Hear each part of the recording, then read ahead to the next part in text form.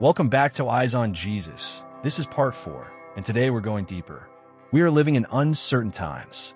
Through social media, we are exposed to chaos and heartbreak on a daily basis. And if we're not careful, it can leave us feeling overwhelmed, anxious, and without hope. We see what is happening with our young people. Generations without fathers in the home have led us to where we are today. It's painful to witness. It can cause us to look at the future with dread. But when you open your Bible, God does not leave us without answers. He tells us what is coming. He tells us what to expect.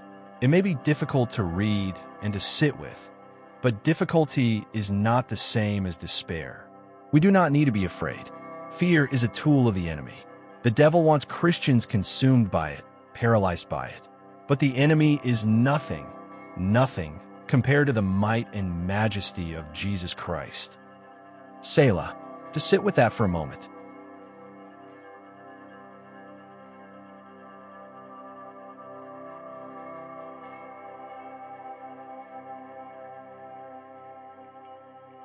We need to fix our eyes on Jesus. Train them on Him. He alone is our help. He alone is our salvation.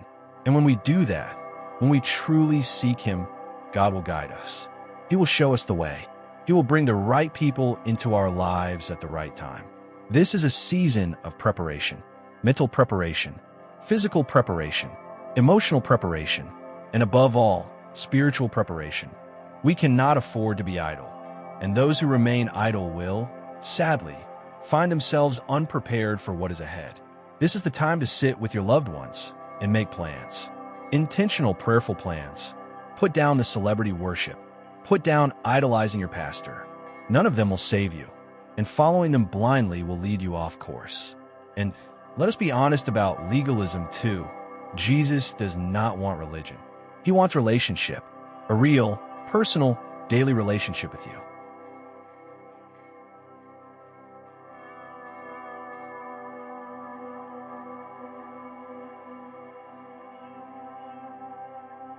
No more excuses. If no one is walking alongside you right now, that is not a barrier. That is an invitation to take a step of faith with God alone. Because at the end of it all, excuses will not save you. But God already has. He gave you purpose. He gave you gifts. He gave you authority. It is time to wake up and use them. The world is working hard to hide the persecution of Christians. But the statistics and the evidence are clear. It is Christians worldwide who are being imprisoned, silenced, and slaughtered. The world is labeling Christians as extremists, as unwanted, as irrelevant, because it wants us to feel so unloved that we walk away from our faith and into the world. But Jesus warned us of this. He told us to remain in Him, to be in the world, but not of it. We must be intentional about what we allow into our minds, our ears, our eyes. We must cleanse ourselves of the noise, not in isolation, but in discernment, so that the enemy cannot blind us.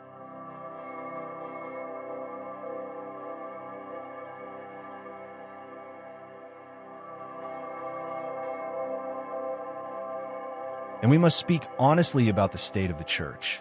What was meant to be one body, one church, has become deeply fragmented. Today, there are over 45,000 Christian denominations worldwide. And within that fragmentation, standards have slipped. Leadership has, in some cases, failed the very people it was called to serve. Congregations have been let down, not always loudly or dramatically, but quietly, consistently, in ways that have caused real harm and real disillusionment. This is not about pointing fingers.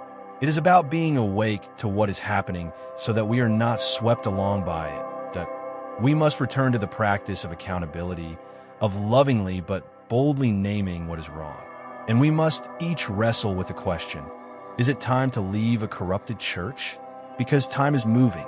It is moving fast, and that decision cannot wait indefinitely.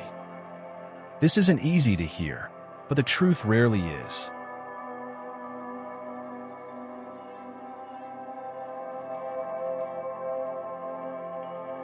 Know this, Jesus will not be angry with you for leaving a church that has strayed from Him. What He cares about is not how many Sundays you've attended or how much you've tithed. What He cares about is you, your heart. your relationship with Him. So I want to leave you with this question today. What are you going to do? Are you going to stay in the rut and get swept up in the chaos of a world that is moving further from God? Or are you going to take that step of faith and truly walk with Jesus? The choice is yours, but the time to choose is now.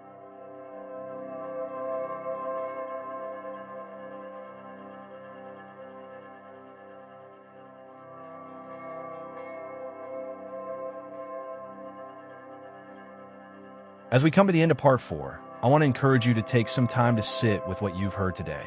Reflect on it, pray over it, and ask God what He is saying to you personally through it. If this is your first time watching, I encourage you to go back and listen to parts 1, 2, and 3 of Eyes on Jesus. The links are in the description. Each part builds on the last, and there is something in there for wherever you are on your journey.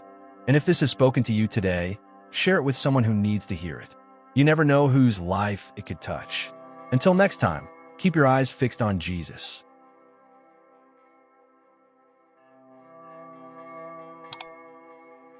Like, share, and subscribe. Join Kingdom in Motion, where faith moves and Jesus is King.